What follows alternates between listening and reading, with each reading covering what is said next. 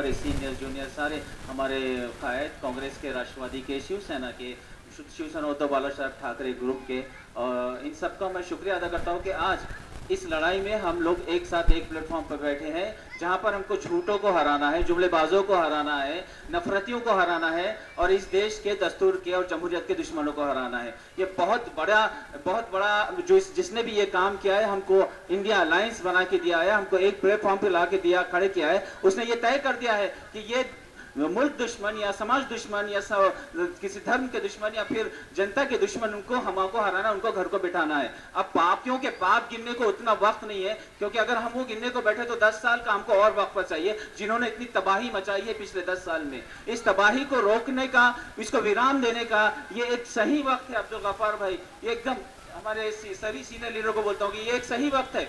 यहाँ पर अगर हमने इनको रोक दिया तो आगे के सारे मामला बहाल है, आगे के सारे मामला हमारे लिए बहुत आसान है। इसलिए बोल रहा हूँ कि देखिए, आपके सामने दोस्तों, बच्चों, आपके सामने और मेरे नौजवान साथियों, आपके सामने बस सही गलत का एक किसी ने रख दिया कि भाई ये सही है, ये गलत है, तो आपको सही सुनने को कोई तकलीफ नहीं होगी। आज की तारीख में सारे करप्शन वाले, सारे भ्रष्टाचारियों को उन्होंने अपने पास ले लिया है, तो हमारा काम आसान हो गया है।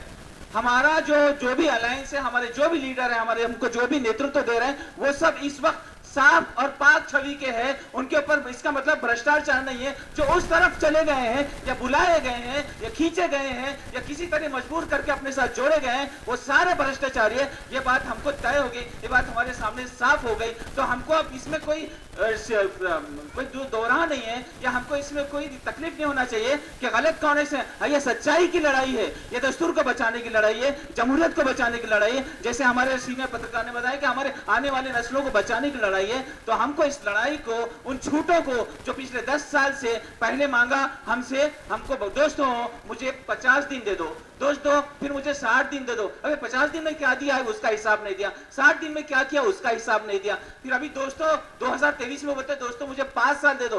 काहे के लिए भाई, काहे के लिए दो? हमारी बर्बादी के लिए दो क्या?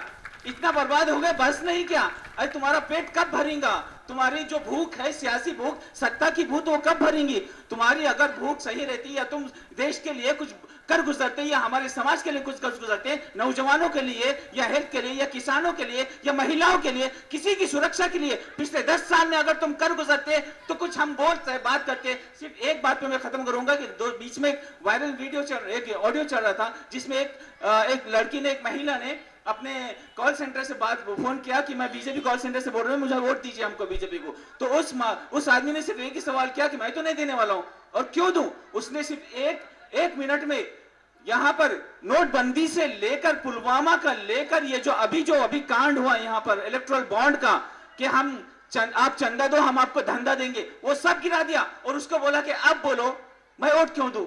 मेरे पास तो ये वजह है वोट नहीं देने की, आप बताओ। तो उसको बोलने को कुछ नहीं था। तो ताई आता तुम्ही सांगा, तुम्ही देणार का वोट? ती बोली नाही बाबा मी पण देऊ शकणार, इकडे एवढा ऍक्ट नका, मी कशाला देऊ? तो उसने कहा कि मैं भी नहीं दे सकती।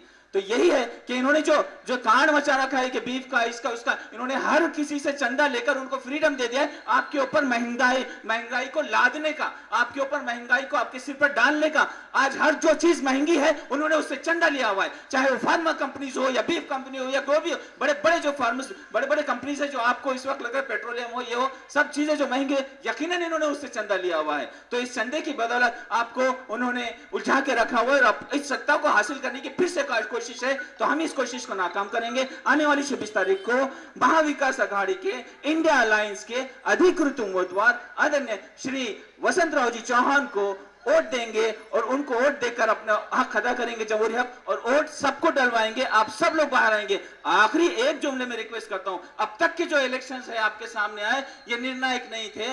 ये इलेक्शन आपके लिए बेलॉस करना है, दिल से करना है, फ्री में करना है, किसी का इंतजार नहीं करना है। तुमने वोट डालना है, अपने अतराफ के 5 से 10 लोगों को वोट डालने लगाना है। किसी किस्म की तवक्को किसी से नहीं रखना है, क्योंकि आपको अपने वजूद को बचाना है। मैं इतना ही कह के अपने 2 अल्फाज खत्म करता हूं। जय हिंद।